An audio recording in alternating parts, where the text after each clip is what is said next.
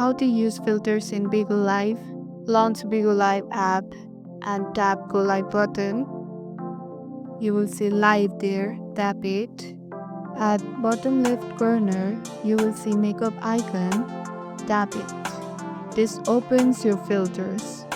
Tap on filter. Swipe left or right to try different basic filters. Adjust skin tones, brightness, or color vibe to match your mood.